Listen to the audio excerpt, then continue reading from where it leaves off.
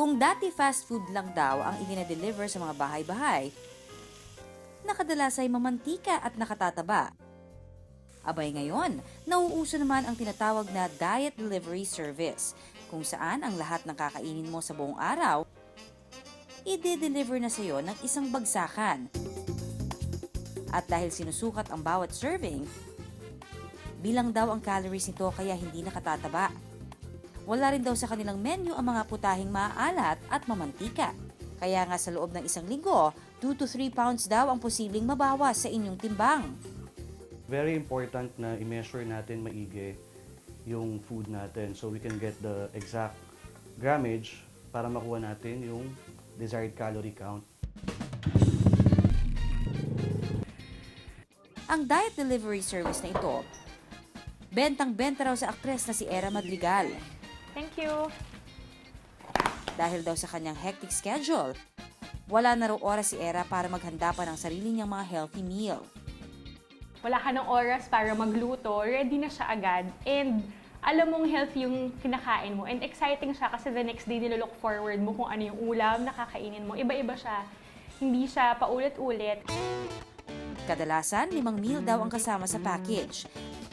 Kabilang na rito ang agahan, tanghalian, hapunan, at may bonus pang merienda. Ang kabuang calories ng lahat ng ito, 1,200 calories lang.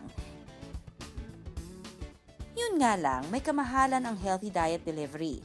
Ang package para sa 5 araw, kadalas ay nagkakahalaga ng humigit kumulang 2,000 piso. Kaya naman ngayong umaga, kasama ang mismong chef ng isang diet delivery service, ituturo namin sa inyo ni Era ang 3 putahe na kapag pinagsama-sama ay mayroon lang din na 1,200 calories. Paalala lang mga kapuso ha, sa pagkakataong ito, mahalagang sundin ang eksaktong sukat ng bawat sangkap. Para sa agahan ang ating ihahanda, sinangag with a twist. Ang Mexican rice with caramelized onion and fluffy eggs.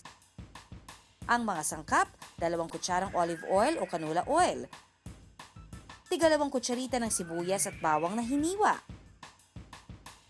2 kutsarang giniling na baka, 2 kutsaritang carrots na hiniwa, 2 kutsaritang bell pepper, kalahating tasang kanin. Pwedeng gumamit ng brown rice para mas healthy. At kailangan din ng 2 itlog. Let's put our onions. Onion, And then our garlic. garlic. And then we will add our ground beef. Okay. And yung iba, akala naman nila pag diet food mahal. Kasi Yes. feeling nila if it's organic or ano, or yung mga fruits or vegetables, yun yung mas mahal pa actually. Yes. And then we'll add our carrots Carrots. and bell pepper. Alright. Now, sabi nila fat is bad for you, pero sa amin kasi fat is flavor. May, kahit konti, okay Yeah. lang. So, and then we'll add our rice. Okay. So this is done. Alright. And then we will cook our egg. Okay. So first, we will caramelize our onions. So chop onions lang. Okay. Okay, nakialam na ako. Hilig ko ito magluto eh. So lagyan natin yung egg natin. And then, constantly Oh, stir. alright. Okay. And then off-heat, pag nakita medyo nag-burn, kasi we don't want to serve yung Filipino style na egg, which is Yeah. may mga brown-brown na. Ayoko nun, sobrang totoo. Mas gusto ko yung medyo malasado Yes, pa. yes. Yeah. Sa halagang 84 pesos lang, mayroon na tayong sinangag at itlog. Pero syempre, mas masarap at mas healthy. Bagay namang pananghalian o merienda ang ating ikalawang recipe, ang chicken sisig carbonara. Ang mga sangkap, 2 kutsarang olive oil o canola oil, 3 kutsarang sibuyas na hiniwa, 1/4 cup ng nilutong chicken meat, 1 pirasong siling haba, 2 kutsarang light soy sauce, 1 kutsaritang bawang na hiniwa, kalahating tasa ng all-purpose cream, at 1 tasa ng spaghetti noodles. Lutuin muna natin yung chicken sisig. Okay. Then we'll add our onion. Onion. Okay. And then we'll add our chicken. Okay. Then yung siling green or yung siling pangsigang. Ah, okay. Bit of spice. Then for extra flavor, light soy sauce. Light soy sauce. Okay. Konti lang. So, now we will cook our carbonara. First, our onion. Onion, sige. On the same pan Yeah. para yung flavor. Nandiyan Oo, pa rin. oo. And then a little bit of garlic. Garlic. Then we will add our cream. Okay. Now, ito yung tricky part. Sa cream kasi, you don't boil your cream. Pag nag-simmer na siya, away. Okay. Away mo na kagad sa heat. Kasi pag nag-curdle siya or nag-break, makikita mo yung parang milk part niya, umiiwalay. Okay. And then merong solid parts na pupunta sa bottom. And then paglalagay na natin yung pasta, Kasi mabilis lang pala yun. mabilis na Yeah. mabilis lang. Add Okay. tayo ng konting chicken. Alright. And the rest, tatap natin siya.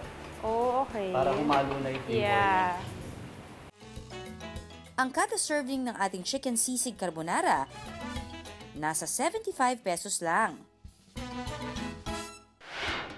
At dahil magaan lang dapat ang kinakain tuwing gabi, isda ang pangunahing sangkap sa ating third and final recipe, ang soy ginger poached fish fillet. Ang mga sangkap, 2 kutsarang olive oil o canola oil, 2 kutsarang luya na hiniwa, fish fillet na sinlaki ng ating palad. Maaaring gumamit ng cream dory o tilapia. Kailangan din ng 2 kutsarang light soy sauce at 2 kutsaritang asukal. So Yan. first, saute natin yung ginger natin. Ginger, So, add the okay. ginger. Now for extra flavor, ipapansear lang natin saglit yung ating fish. Okay. Okay. Papabrownin lang natin siya ng konti. Para yung dulo yung parang medyo crunchy. Add our soy sauce. Siguro about half lang. Half lang ng soy sauce. Lagyan na natin. This one is light soy eh. Okay. You can use regular soy. Okay. Then again, Yeah. depende sa panglasa mo. Yeah. Ayan. Okay na yan. Yan, okay. And then a bit of sugar Okay. to balance out the flavor. Alright. Kasi sa bahay nagluluto din naman ako and yun nga, katulad ng sabi ni chef, yung mga healthy kasi nga madali lang siyang lutuin. Madali lang. So yun, ginagawa ko siya sa bahay. Pero yung mga konti lang yung alam ko, yung iba, ito mga bagong ano to ngayon, recipe, so pwede ko itong gayahin. Yeah. Okay, so balik natin siya with the tong. Let's use the Ayan. tong. Kailangan medyo high heat, no? Yes. Yung bango. So ko yung amoy. Okay, so Okay. bake na natin siya. Alright. Sa halagang 80 pesos, tiyak mapapasarap ang tulog ninyo sa healthy dinner recipe na ito.